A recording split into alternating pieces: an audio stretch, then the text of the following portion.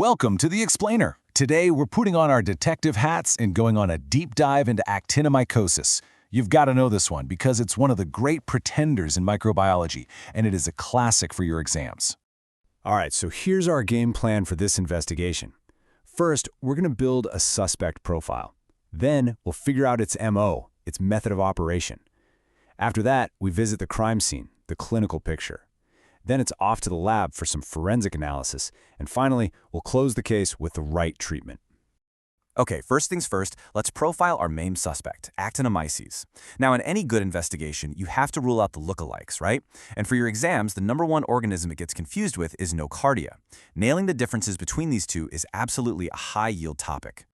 This table right here, this is pure gold for your exams. It lays everything out side by side.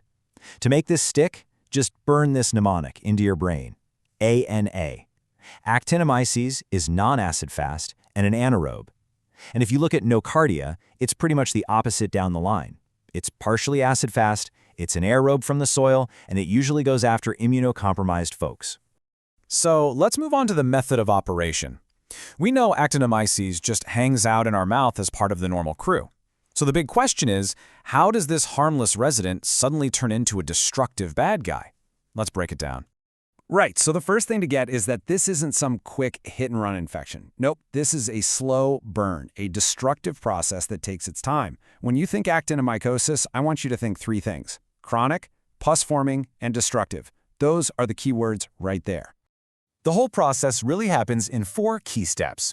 It all kicks off with some kind of trauma, a break in our defenses. To remember this sequence for your exams, just think TIG. First, trauma. That leads to invasion. Then you get growth in that perfect oxygen-free spot it loves. And finally, that leads to widespread destruction. TIGD.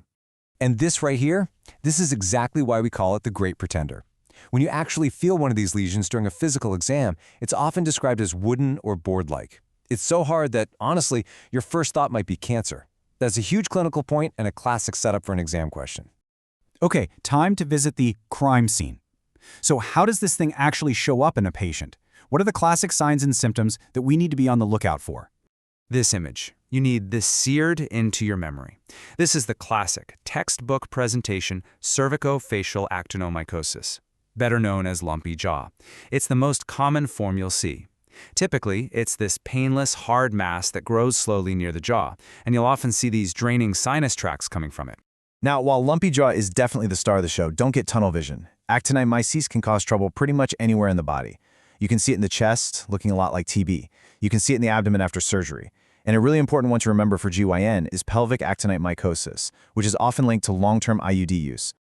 So, we've got a strong suspect, and we've examined the crime scene. But to really nail this diagnosis, we need hard evidence. And for that, we have to go to the lab for some forensic analysis.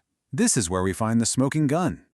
Okay, quick pop quiz. Imagine you've got a sample of pus from one of those draining sinuses. What is the one thing you are looking for with your naked eye that would make you shout, "Aha, actinomycosis"? And the answer is sulfur granules. If you find these little gritty, hard, yellowish specks in the pus, you are well on your way to a diagnosis. Now, fun fact, they don't actually contain any sulfur. They're really just colonies of the bacteria clumped together. Finding these is practically pathognomonic. Then we take it to the microscope, and the evidence just becomes undeniable. You crush one of those sulfur granules, and on the gram stain, you see this tangled mess of gram-positive branching filaments. And with the special stain, you get this beautiful and totally characteristic sunray appearance. It's a classic diagnostic sign. And finally, for the ultimate confirmation, we culture it. Remember, it's an anaerobe. In a special broth, it forms these distinct, fluffy ball-looking growths way down at the bottom where there's no oxygen. And on an agar plate, it grows really slowly, forming colonies that look spidery at first, and then grow into what looks like a molar tooth. These descriptions, total exam fodder. So, we've identified our culprit, we understand its MO, we've got the forensic proof, it's time to close this case. So, how do we treat this thing? The verdict is in, and the sentence is clear. The #1 drug of choice for actinomycosis is high-dose penicillin. It works incredibly well, but there's a really important catch that you cannot afford to forget. And here it is. This is the catch. The treatment has to be long. We're talking 6 to 12 months. Because the infection is so walled off and doesn't get a great blood supply, if you try a short course of antibiotics, it's just going to come right back. This long duration is a classic trip up on exams. So here's the standard playbook. You hit it hard up front with IV penicillin for a few weeks to get it under control, and then you switch to a very long course of oral penicillin. And, of course, you always need a backup plan for patients with penicillin allergies. Doxycycline is a great choice. In really nasty cases, surgery might be needed to go in and clean out all the dead tissue. So there you have it. We've cracked the case of actinomycosis. And that leaves us with one final thought, something to connect this to the bigger picture of microbiology. Actinomyces is a perfect example of how something from our own normal flora can turn on us when our defenses are down. So think about it. What other bugs do we carry around every day that are just waiting for an opportunity to cause trouble? That's a great concept to keep in your back pocket.